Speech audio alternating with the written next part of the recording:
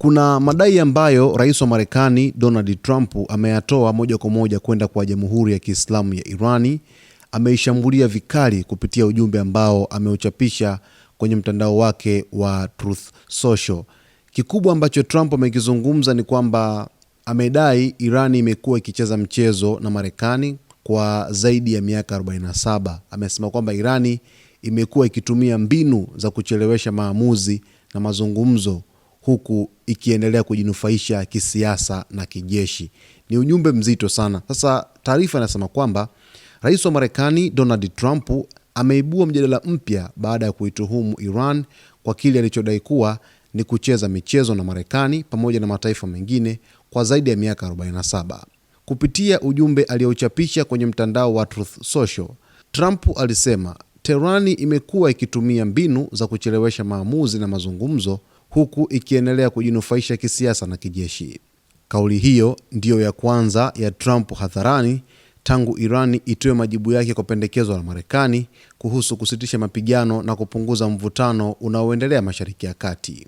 Irani imekuwa ikicheza michezo na Marekani pamoja na dunia nzima kwa miaka 47, aliandika Trump, huku akiongeza kuwa taifa hilo halitakuwa likicheka tena.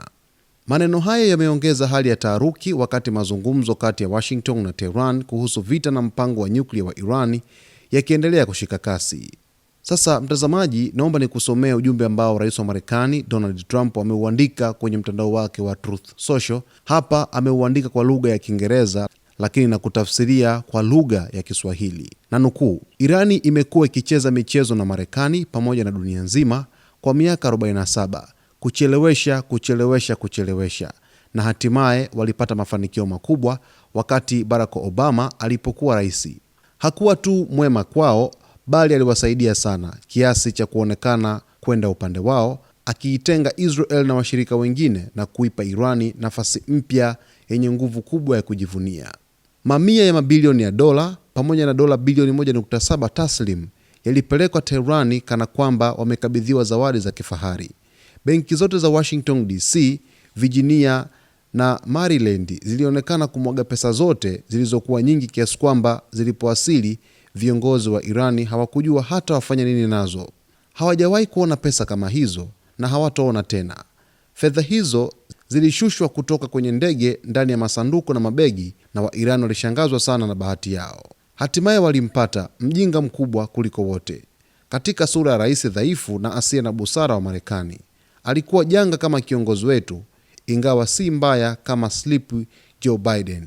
Kwa miaka 47 Wairani wamekuwa wakituzungusha, wakituweka tukisubiri, wakiwaua watu wetu kwa mabomu ya barabarani, wakivunja maandamano na hivi karibuni kuua waandamanaji 42 wasio na silaha wala hatia, huku wakiiangalia kwa kejeli nchi yetu ambayo sasa ni kubwa tena. Hawatakuwa wakicheka tena.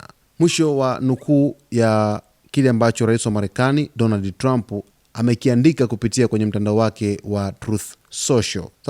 Sasa hivi baada ya Irani kuwasilisha majibu kwa Pakistan kwenda kwa Marekani kujibu lile pendekezo ambalo Marekani ililitoa kwa ajili ya kuweza kusimamisha vita kabisa na kutafuta amani na Jamhuri ya Kiislamu ya Irani, hatimaye rais wa Marekani Donald Trump amekuja kuishtumu Irani kwamba imekuwa ikitumia mbinu za kuchelewesha mazungumzo na Marekani na kuchelewesha kukubaliana na Marekani kwa miaka takriban 47 na kuendelea kujinufaisha yeye mwenyewe. Lakini pia ametoa kauli za dhihaka kwenda kwa aliyekuwa rais wa Marekani Barack Obama kutokana na jinsi ambavyo alikubaliana na Iran wakati wa kipindi cha urais wake. Basi nazidi kukujuza yote yanayojiri katika anga za kimataifa, mtazamaji wetu wa Zone Media.